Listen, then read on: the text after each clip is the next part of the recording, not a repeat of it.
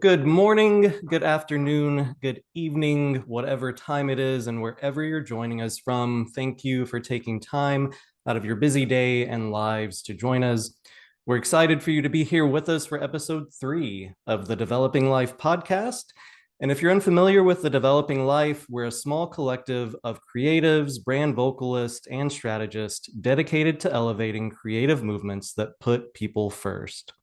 Our mission here is to help creatives and business owners build stronger brands, more meaningful experiences, and deeper, lasting connection. The podcast is an extension of that, and it's meant to further those conversations through education and creativity, conversations with professionals at the top of their game. So today, brand vocalist True Adams sits down with Eric Moore for a live discussion on mastering the art of communication specifically for introverts.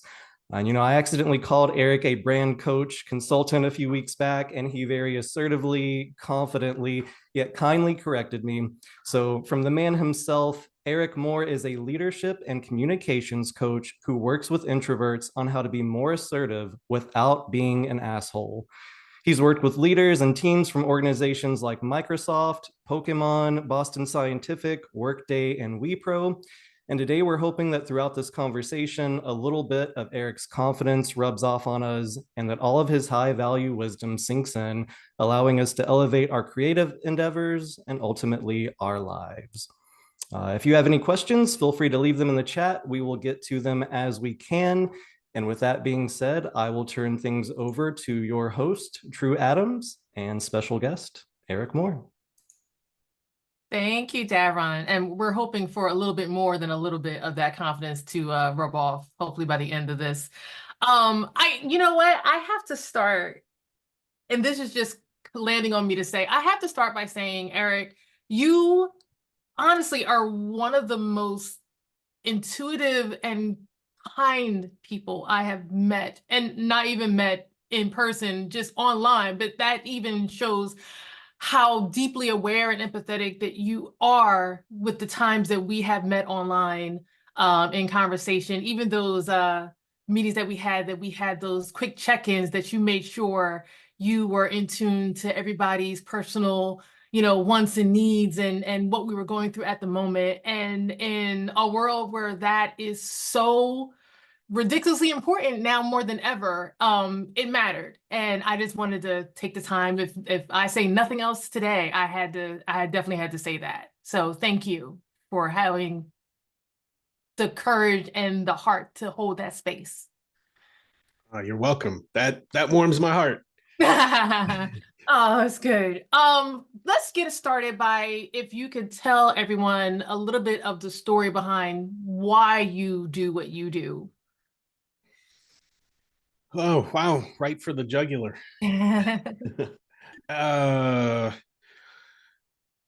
Look, I'll be very frank about my journey, which starts at childhood. And this is not to blame it on my parents. It's not therapy. Just that I found, much like what you were describing, we weren't doing enough to hold the space. I don't necessarily mean kindness or empathy, but just general exchange of knowledge. Like, I'm confused. I don't know what you mean here. And people gently brushing me aside. Well, you should just know this. Or you know what I mean. So just go along with it. And I'm like, no, I don't know what you mean. And I want to get into it. It's not a debate. I'm at a loss. And so as a youth, I just found that what was really going on is people couldn't communicate effectively. And I don't think there was any ill will, I don't have any malice towards it, but it was something I personally wanted to stop. Because if I'm not clear communicating and I could see someone struggling, I would want to know, and I'd want to make sure it's clear, because once you're clear, the world opens up. Right, right. So as you stepped into this role in helping other people, I guess you have to start with, if you're going to be a communicator, especially those of us who are introverted in nature, how do you begin that journey of having people overcome their fear of just speaking in the first place? Hmm. Yeah, there's a couple of things going on there because I think uh, one thing I want to debunk is that introverts have maybe it's a bad rep. They're fearful. They don't speak up, um, and some of that is true. But what's going on underneath is just introverts are taking a little bit more time to be more thoughtful. And yes, I think across the board, whether you're introvert, ambivert, extrovert, uh, fear of public speaking is universal. So I don't want to lay it just at the feet of introverts. But when I talk about public speaking, I'm not talking about going on TEDx or big conference because that has a level of fear all in of itself. And I think we can all experience that. But maybe at an introvert level, oftentimes it's the fear of failure or being misunderstood, much like what I was describing, what I saw in my youth. And so one of the three steps that I usually have introverts and extroverts can take this too is just know your stuff cold. Know your message, your content, whatever the thing is that you're going to present. Say like in a team meeting, you're trying to convince them to go a certain way. Just know that like second nature. Right. And there's the whole steps of practice in front of the mirror, record yourself, rehearse in front of a trusted friend. Uh, all that really is going to do is help you largely understand your tonality.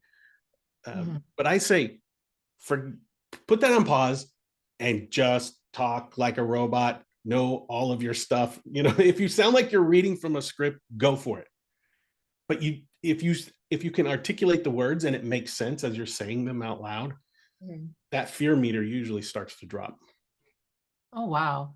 I actually didn't even consider just doing it straightforward robotic as being the way to begin that, to acclimate yourself. I would normally think that sounding like that would be problematic and it would make the whole ordeal much less appealing for me to actually speak out. So that's interesting that you have that take and that's where you begin in order to progress in that. So I think that will kind of trigger a lot of people who are going to stop themselves short because that's where they show up and they're thinking that that's not enough. Yeah, no, that it's a fair point. Most people think, oh, I have to be like a theater actor. It's Yeah, like no. absolutely perfect on for first go. Yeah, Exactly. actors have to do cold reads too. And then True enters. Hi, everybody. My name is True. Like it has to be awkward. Exactly that. That's exactly how it would go down. Okay, so for being fellow introverts, I feel as though we're inherently empathetic. And I think maybe that's a lot of where the hesitation stems from. Just like you said, we take a little bit more time, make sure we're fully aware, we're a little bit more connected in that sense. And there is a heart that's there that I feel as though we need present in order for us to effectively communicate. But do you think showing that type of compassion may be misconstrued as a weakness on our part and affect, how we actually get our message across when we go out to speak to people? I get asked this a lot, Mhm. but I want to ask you a question first. What are we how are we defining weakness in this I example? okay. I would say that just generally speaking, the weakness would be something that wasn't conventionally accepted by the extroverted norm, and something that introverts would have to actually work towards to appear or present themselves in a way that would be on the same level. And even level is probably not the word that I would like to use, but you know what I mean? Like we have to appear not as awkward, more ready, more like the general population so we can move with the general population and not get left behind. Okay. See, I'm glad I asked, Yeah. because that's not what I thought you were going to describe weakness. So what I Okay. think I'm hearing you describe is sort of putting on a front. Right. Oh, they're loud, therefore I have to be loud, or I have to be, assertive. I want to make sure I'm understanding that version that you've defined. Mhm. In a way, yeah. So Okay. if I were to take, admit that I am literally deep into not wanting to people in public.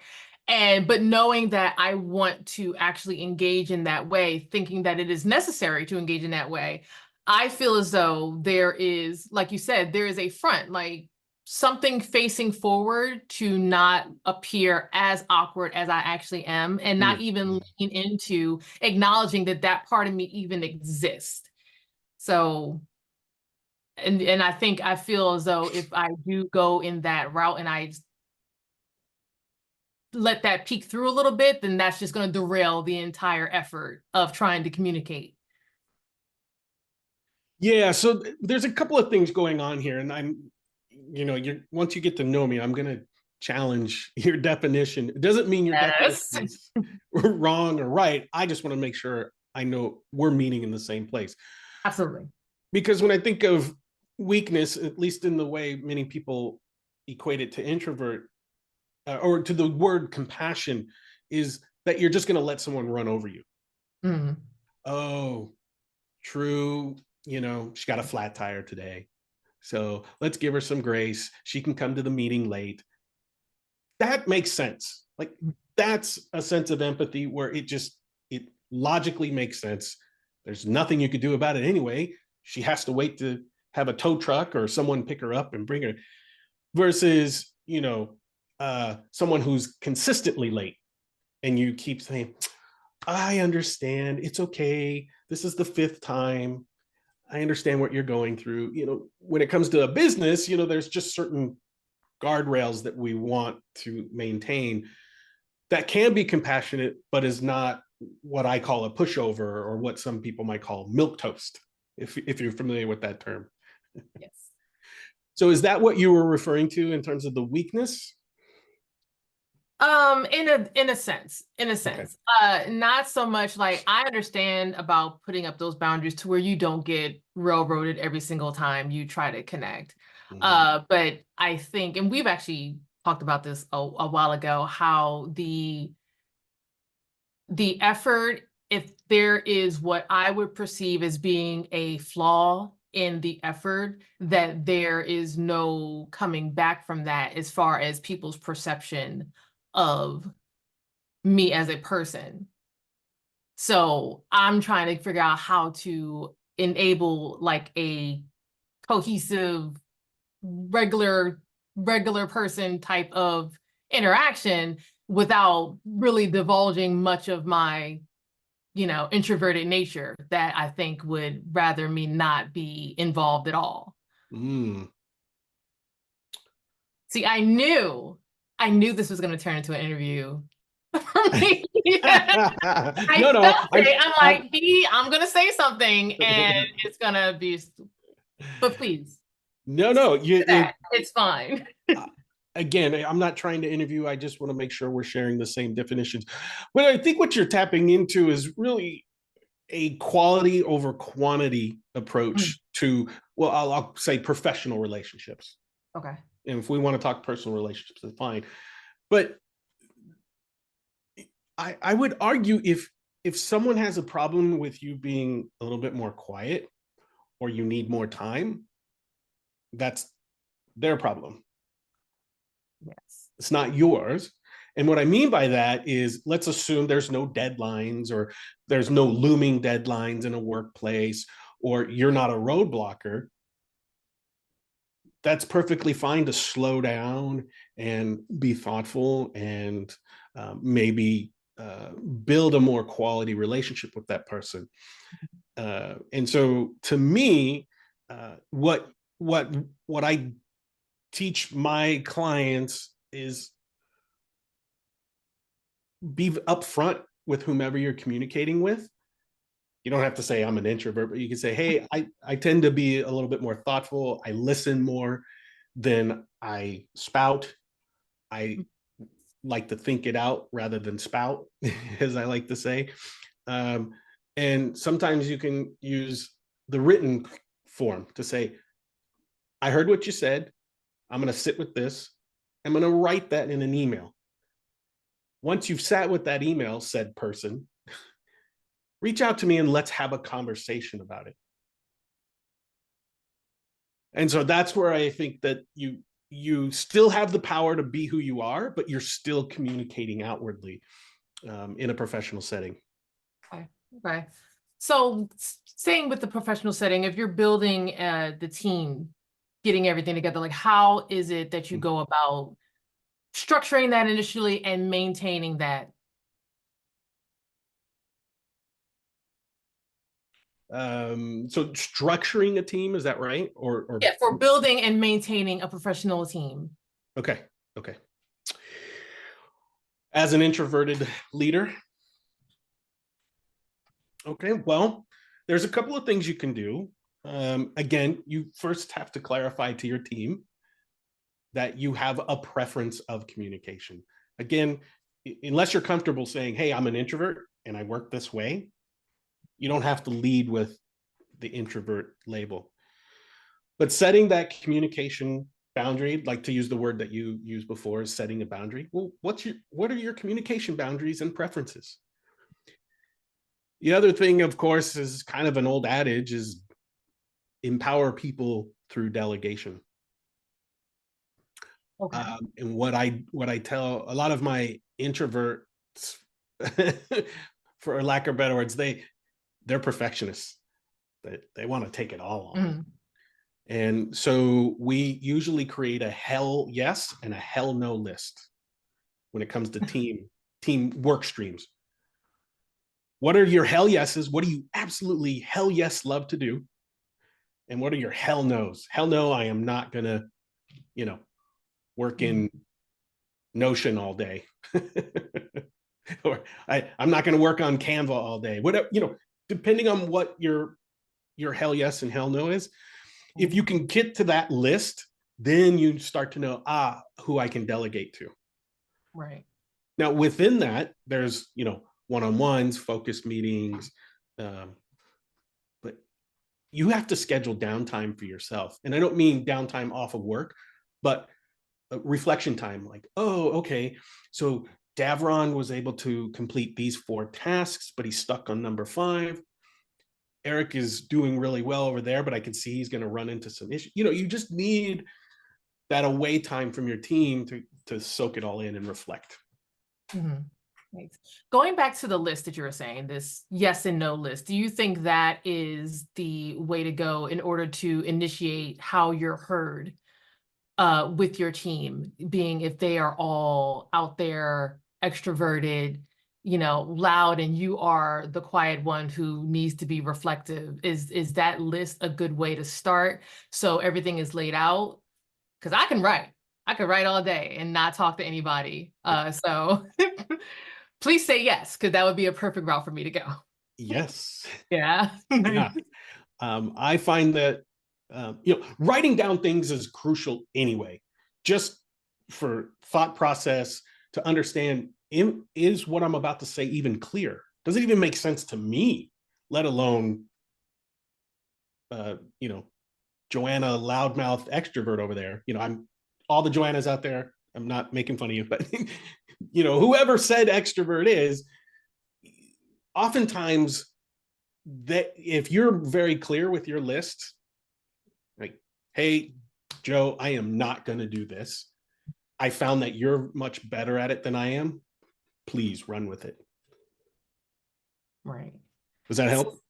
No, it does. So you think that being just unquestionably clear and intentional with what you are trying to communicate, that is the all access pass for you to be able to meet all of your goals. So if you say what you mean and mean what you say, then that is your guarantee of success. Well, I'm not saying that, but it's a start, Mhm. because there's lots of layers. Like I said, you need to be assertive, but not an asshole. Right. And so sometimes when I hear the term, um, you know, say what I mean and do what I say, like that kind of, I bristle at that because it has a connotation to it. I Oh don't. no, not do. Yeah, no, I agree. Not do what I say. Just you being clear, with I said say what you mean and mean what you What you say. say. Yes. Sorry. Yes. Thank you. No, that's okay. No, I would never be that aggressive. How? Yeah. I misheard. But yes, That's but fine. there, that element, look, all communication comes down to how clear are you? And you Mhm. could still write it down and being unclear. But as long as you're willing to enter that dialogue and saying, hey, like you were sharing with me, hey, I'm kind of nervous. Great. You just took out all the power in the room from everyone else to make you nervous because you said it out loud and you took it. You owned it. And that same could be true when you're not clear. Hey guys, we're gonna have a meeting. I'm gonna fumble with my words a little bit, but we'll get there. It You give no one in the room anywhere to go. They can't make fun of you. They can't take away your agency because you're like, yeah, I'm gonna be kind of terrible at this at first, but I want you to help me to get through it. Nice. Yeah, I may have tried that once going into a group setting and just immediately saying, this is me, and hoping it actually did get pretty well received, so Yeah. I understand that holding on to your agency, that's really important. And I think we're in a space where that's more readily acknowledged and accepted. So shouldn't be afraid to hold back and not pronounce whatever you are and identify with that.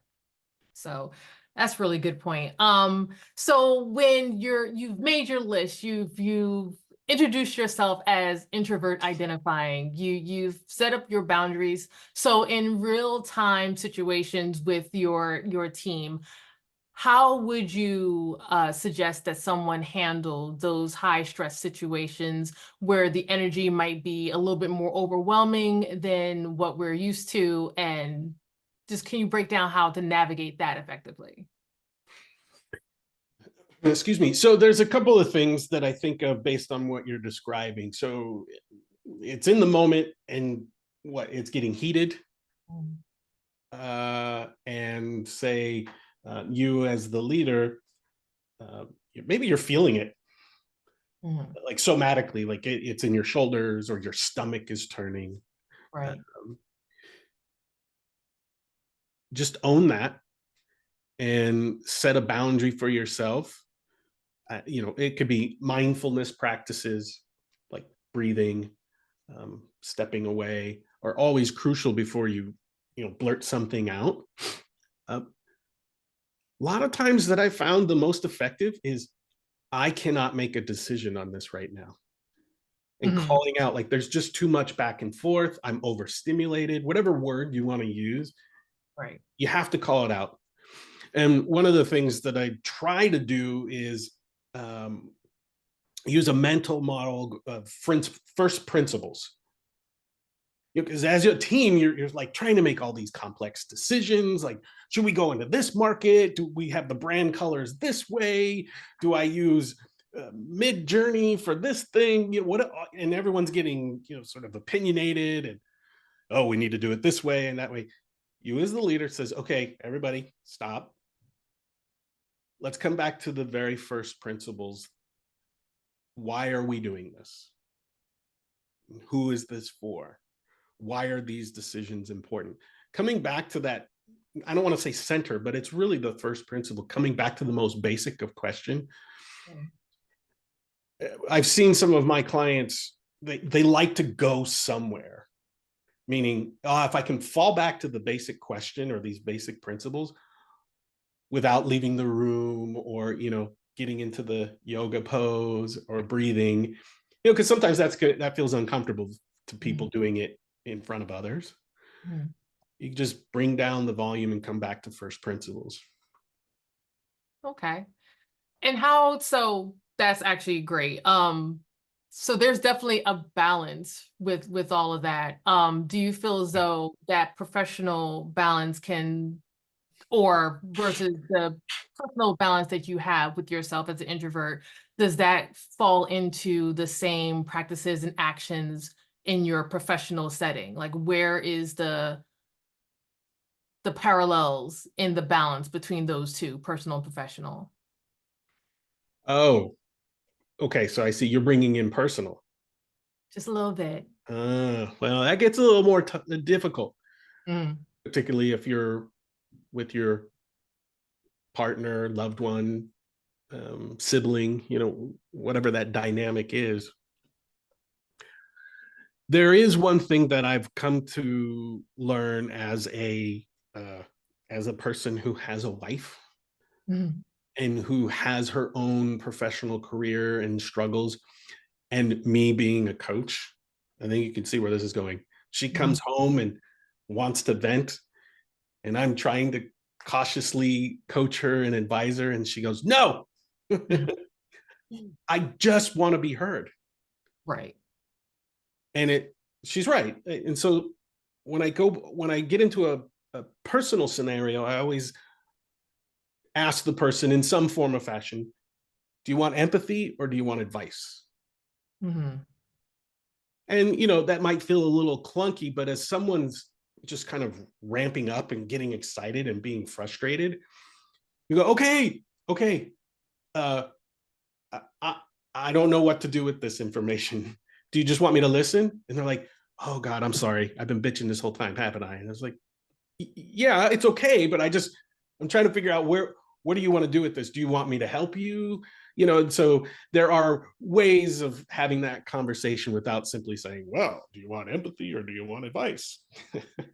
So, but that's the first principle, if you will, that I will go back to. Do they just want to vent, or are they actually needing my help?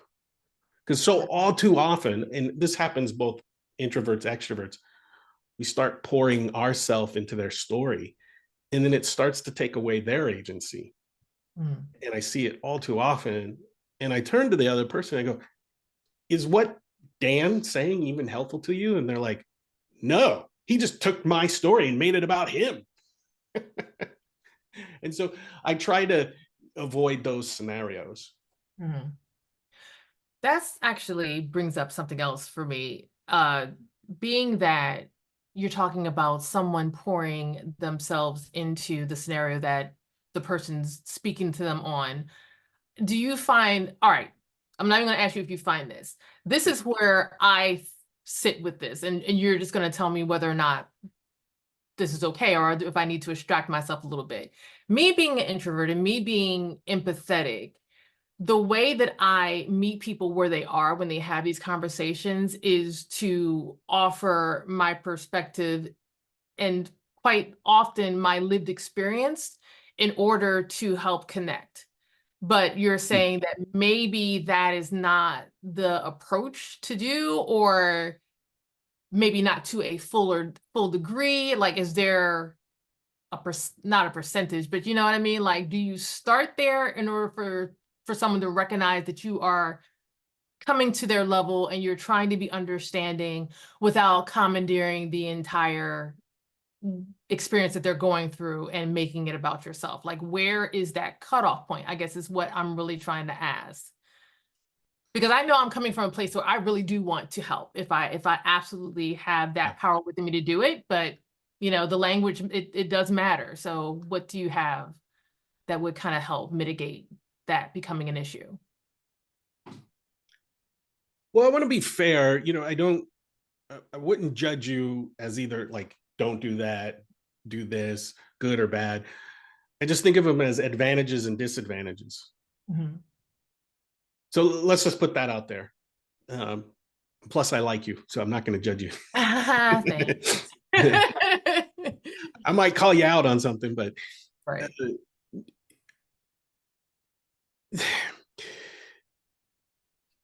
I I always come back to did I ask for permission? Mhm. Like I said, if say you were going off, like you had some bad day, and you trust me enough to just bleh. I don't want to call it trauma dumping because that's a whole different thing, but just kind of I trust you. Yeah. And sometimes you just sit there and you go, okay, how can I help? You just did. You had two of these and only one of these.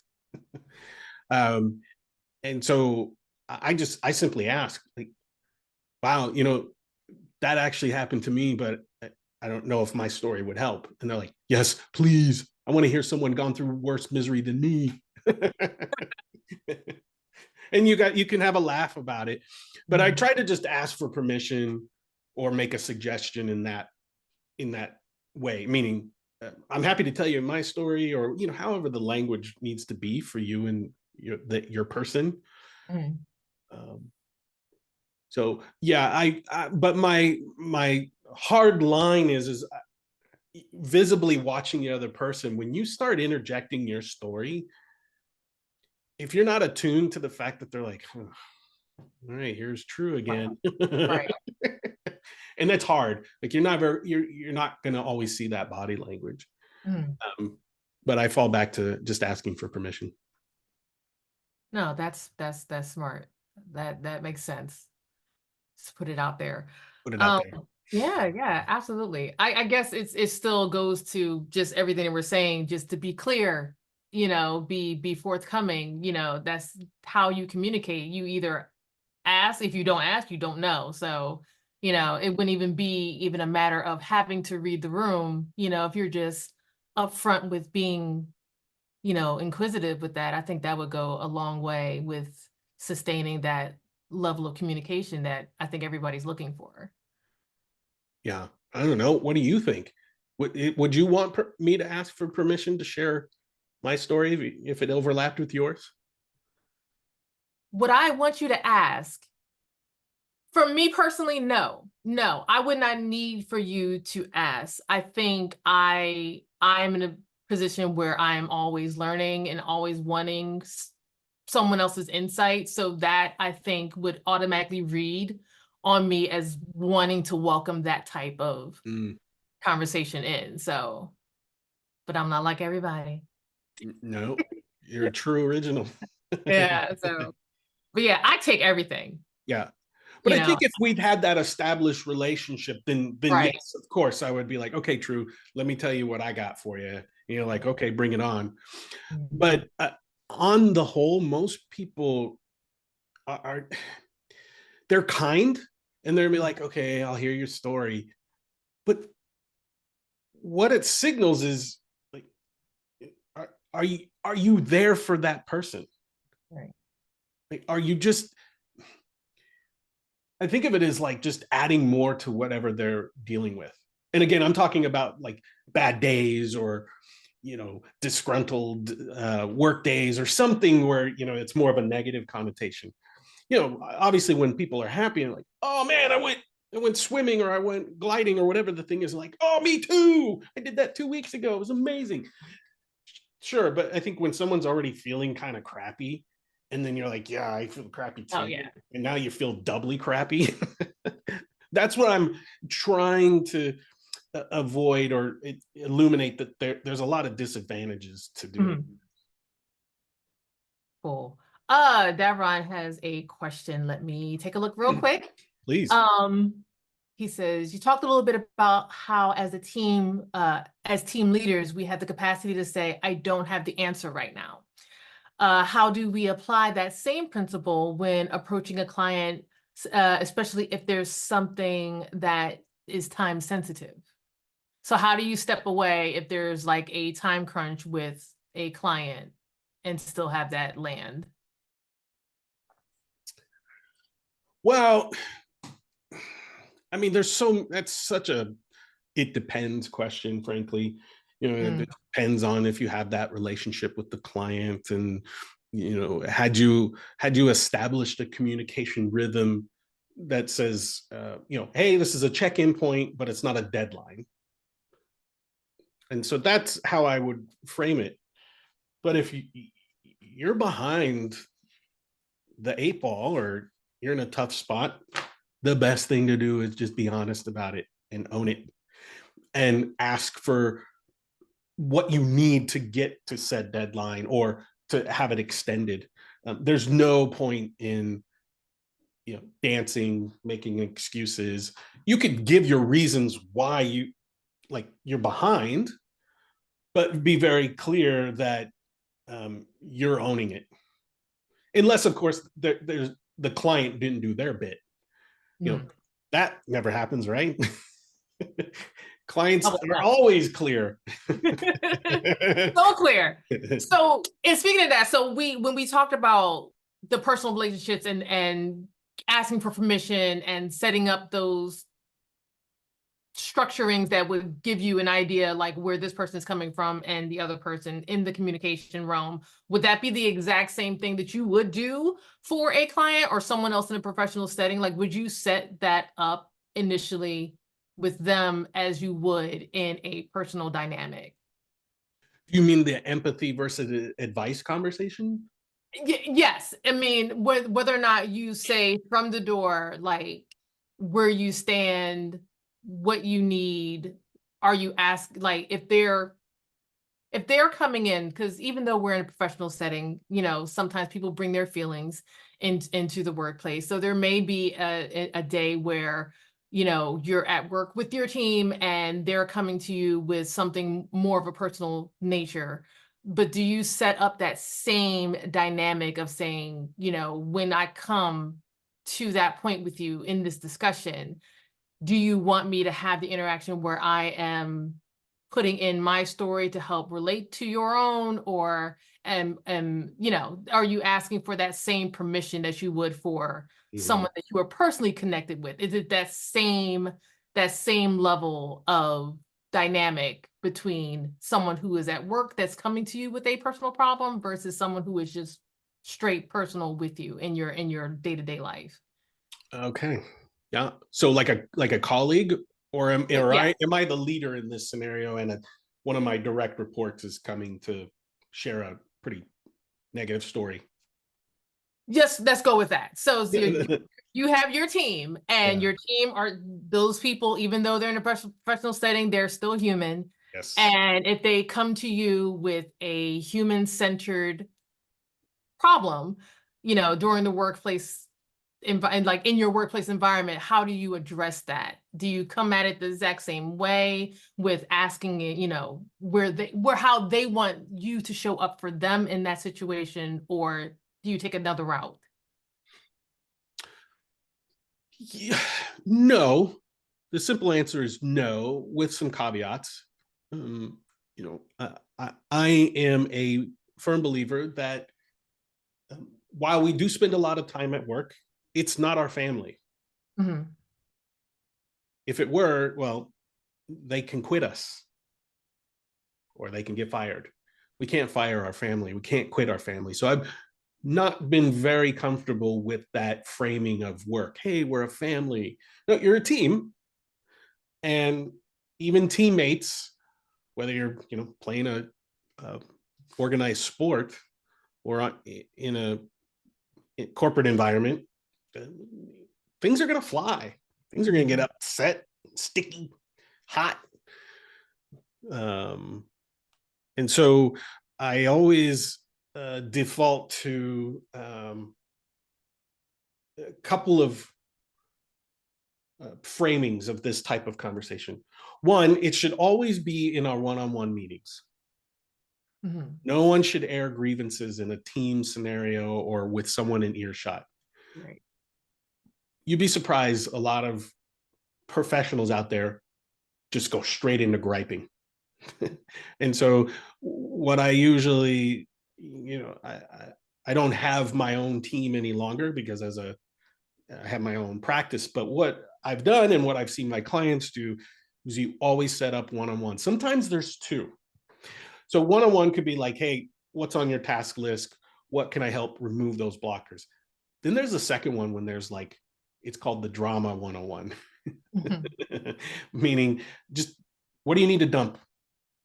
Well, True keeps playing her music in her cubicle too loud, and I want to, get to work, or whatever the thing is. And I'm picking on you right now, Truth. So, or it could be I don't me. feel targeted at all. It's fine. True could be like, Eric's always wearing that goofy shirt.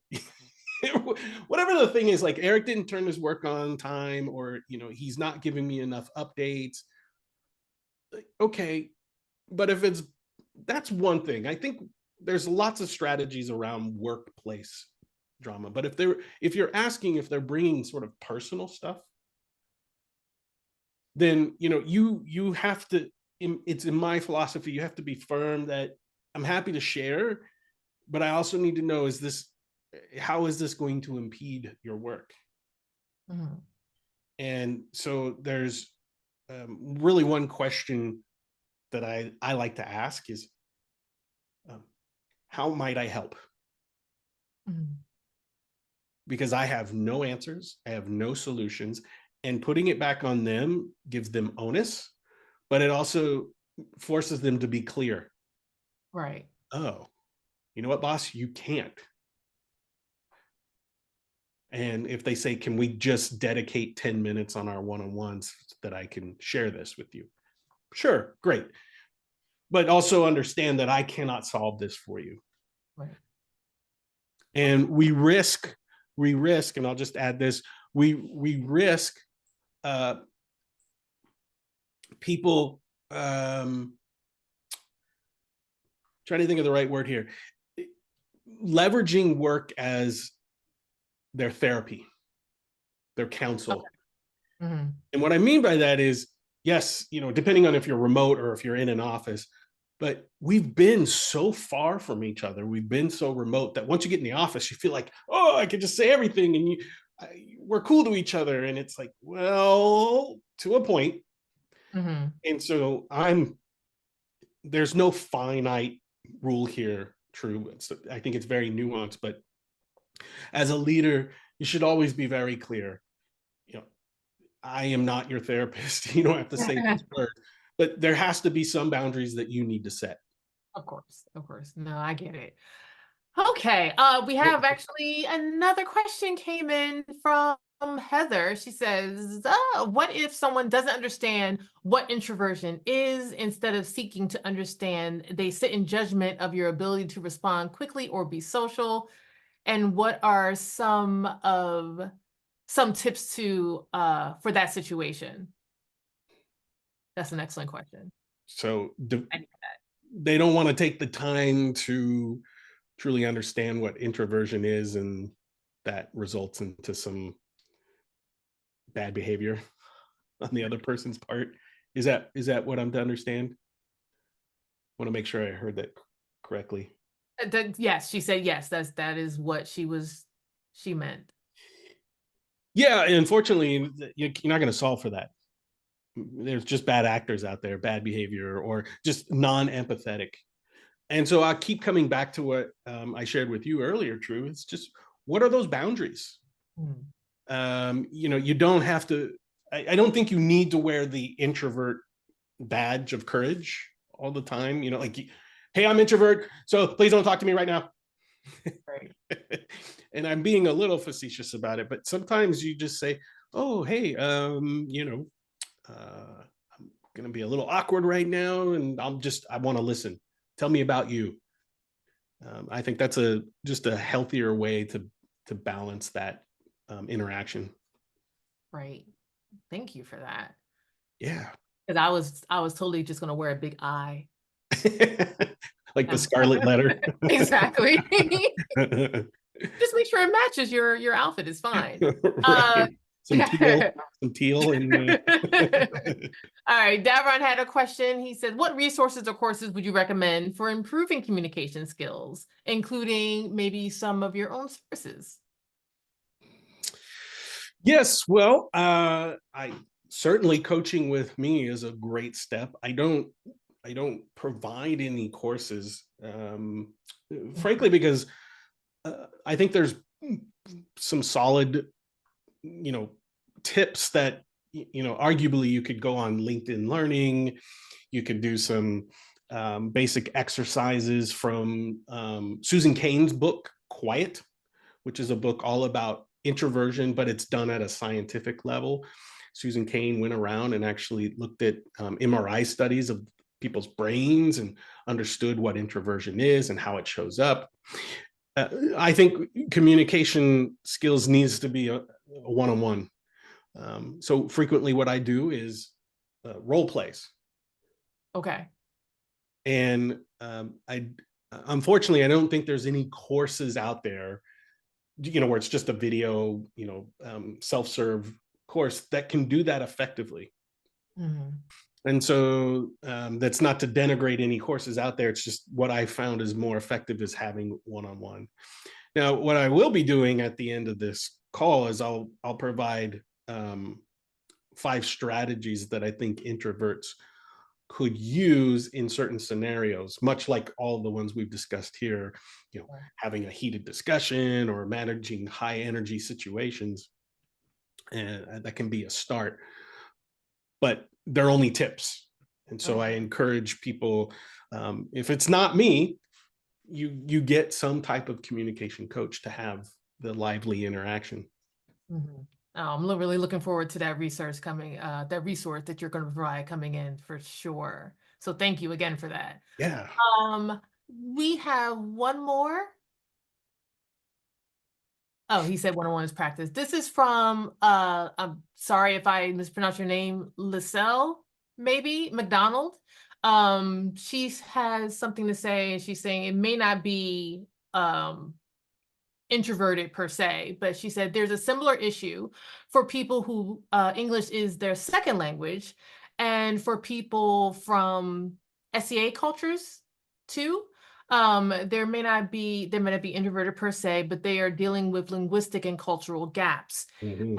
And also, this is looking more like a statement, so that's great. And so thinking and response times are slower. This can be misunderstood for introversion and not understanding, having no ideas and etc.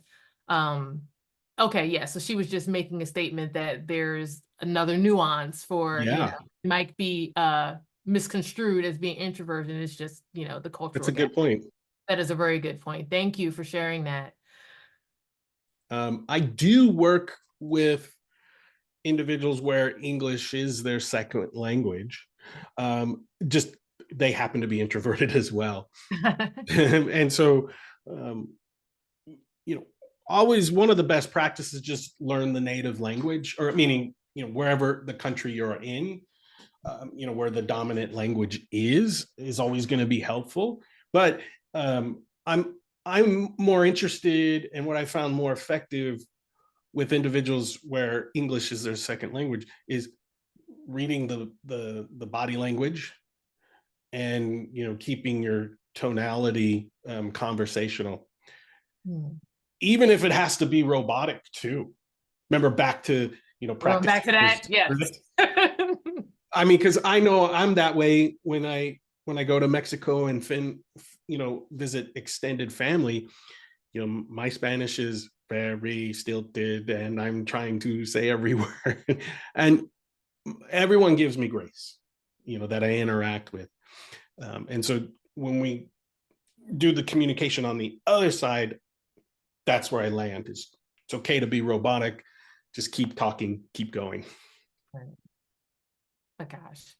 Thank you so much for this. I Yeah, I thank feel you. as though you say that. But I'm so happy that I got a chance to actually speak with you, and you already know my history of not wanting to, you know, be out there and speak publicly. So this was a You big did step for great. me, and you being my bridge to start this journey of peopling. I'm very grateful that it actually was you. I don't think I would be able to survive the journey with anyone else. So as we're ending this, and I get to breathe a little bit, can Yes. you please share with everyone, how they can connect with you and find you, maybe to help them with their own journey of being loud, and being, coming out of their introverted shell so they can communicate with who knows, anybody. Yes. Like, Right. just the world at large. Honestly, it World. feels like sometimes that's the effort and that's the energy that we have to put out. So how can someone find you? Yeah, you actually bring up a good point. I even work with extroverts who want to tone down. No kidding. They're out there? They are out there. There's not many, but Yeah. you can find me at thedesignthinker.org. Just like, the process design thinking, thedesignthinker.org. And that's really because I'm interested in redesigning the way you think about yourself. Mhm.